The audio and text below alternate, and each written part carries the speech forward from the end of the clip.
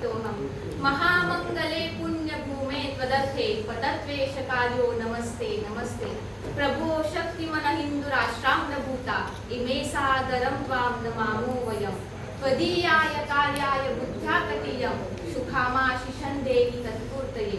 अजय्यांच विश्वस्य देहि श्रीशक्तिं सुशीलं जगद्वेदनं ब्रह्मवे। श्रुतं चैव यत्कण्ठकाकीर्णमार्गं स्वयं स्वीकृतं नः सुगत्कार्ये। विजेन्द्री च न संहता कार्यशक्तिं विधायास्य धर्मस्य संरक्षणं। परं वैभवं नेतुमेतत्स्वराष्ट्रं समर्था भवत्वात् शिशाते दुषं। प्रभो शक्तिमन हिंदुराष्ट्रांगभूता इमे सादरं त्वां नमामो वयम्। आपण ऐकलं या कवितेमध्ये आपल्या भारत देशाला, आपल्या हिंदुस्थानाला नमन केलं आहे। आपला भारत देश 15 ऑगस्ट 1947 रोजी ब्रिटिश सरकारच्या गुलामगिरीमधून मुक्त झाला। खरं तर या दिवशी जसा आपल्या भारत देशाला आनंद झाला तसंच एकीकडे दुःख सुद्धा झालं। ते दुःख या गोष्टीचं की पाकिस्तान हा जो देश आपल्या भारतापासून कायमचा वेगळा करण्यात आला। आपल्या भारत देशाची एका वेगळ्या देशामध्ये फाळणी झाली। त्यानंतरही जर आपण बघितलं तर जम्मू काश्मीर हा जो प्रांत होता तो पूर्णपणे आपल्या भारत देशामध्ये विलीन झालेला नव्हता। 2019-20 या दरम्यान तो आपल्या भारतामध्ये विलीन करण्यात आला। खरं तर जम्मू काश्मीर हा बघितला तर आपल्या भारत देशाचा मुकुटमणी आहे।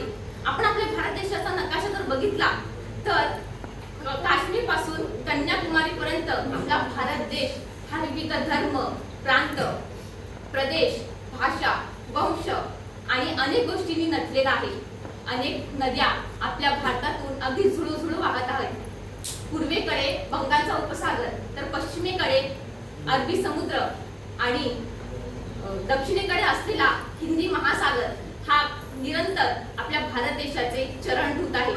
अशा या भारत देशाबद्दल बोलताना सुरेश भट असं म्हणतात, गे माय तुझे मी फेरीन पांग सारे आणीन आरतीला हे सूर्य चंद्र तारे।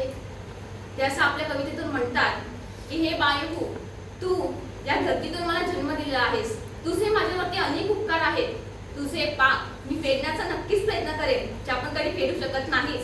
सैनिक जे आपल्या देशावरती लढतात ते आपल्या संरक्षणासाठी, अनेक सैनिक शहीद सुद्धा होतात, ते सुद्धा आपल्या देशासाठीच। अनेक महात्मे जे होऊन गेले त्यांनी आपल्या प्राणाचं बलिदान आपल्या देशासाठी दिलं। त्या सर्वांना त्रिवार वंदन करून माझं भाषण संपवते। धन्यवाद।